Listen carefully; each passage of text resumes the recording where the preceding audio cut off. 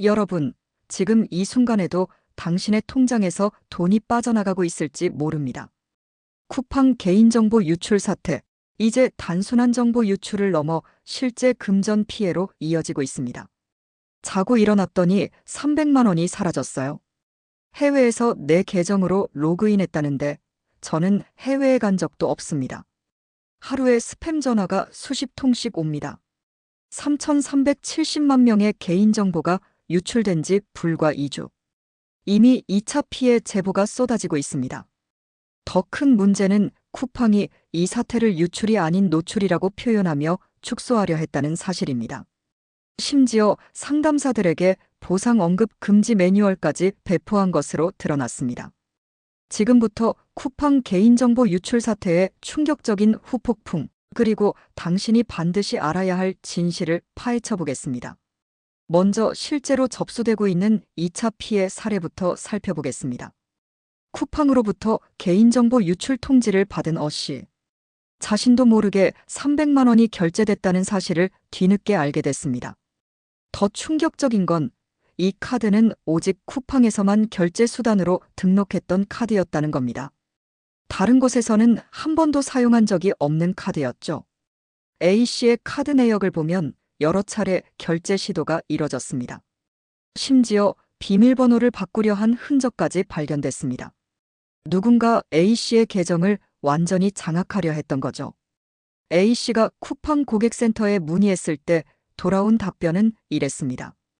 결제 정보는 유출되지 않았습니다. 그러면서도 이를 증빙할 수 있는 자료 제공 요청에는 응하지 않았습니다.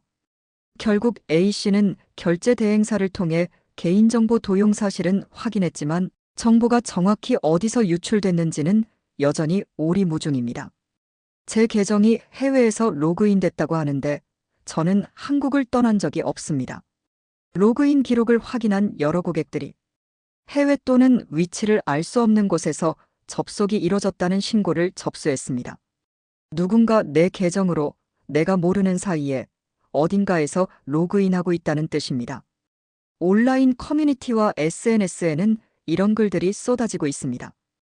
쿠팡 유출 이후로 스팸 문자가 하루 10통씩 옵니다.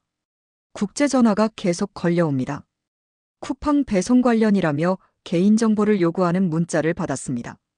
유출된 개인정보가 이미 보이스피싱 조직, 스팸 발송 업체들의 손에 넘어갔다는 의미입니다.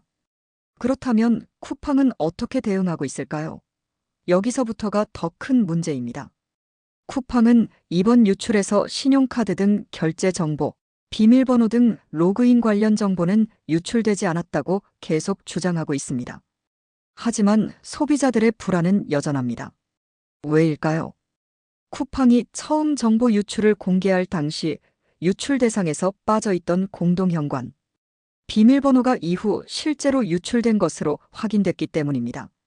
처음 발표 4,500건 유출 9일 후 3,370만 건 유출 7,500배 증가. 이런 전적이 있는 회사의 말을 어떻게 믿을 수 있겠습니까? 더 가관인 건 쿠팡이 고객들에게 계정, 비밀번호 변경 같은 기본적인 후속 조치 안내조차 제대로 하지 않고 있다는 점입니다. 일반적으로 개인정보 유출 사고가 발생하면 기업은 즉각 고객들에게 비밀번호 변경을 안내하고 2단계 인증 설정을 권장하며 의심스러운 활동을 모니터링하도록 돕습니다. 하지만 쿠팡은 침묵입니다. 가장 충격적인 건 쿠팡이 이 사태를 축소하려 했다는 증거들입니다. 개인정보보호위원회는 쿠팡에 이번 사고를 노출이 아닌 유출로 통지하라고 명확히 요구했습니다. 하지만 쿠팡은 이를 무시했습니다. 유출된 쿠팡 상담사 매뉴얼을 보면 반드시 유출이 아닌 노출이란 단어를 사용할 것, 보상 언급 금지, 이런 내용이 담겨 있었습니다. 언론 보도로 이 사실이 세상에 알려지자 그제야 쿠팡은 매뉴얼을 수정했습니다. 처음부터 고객을 속이려 했던 겁니다.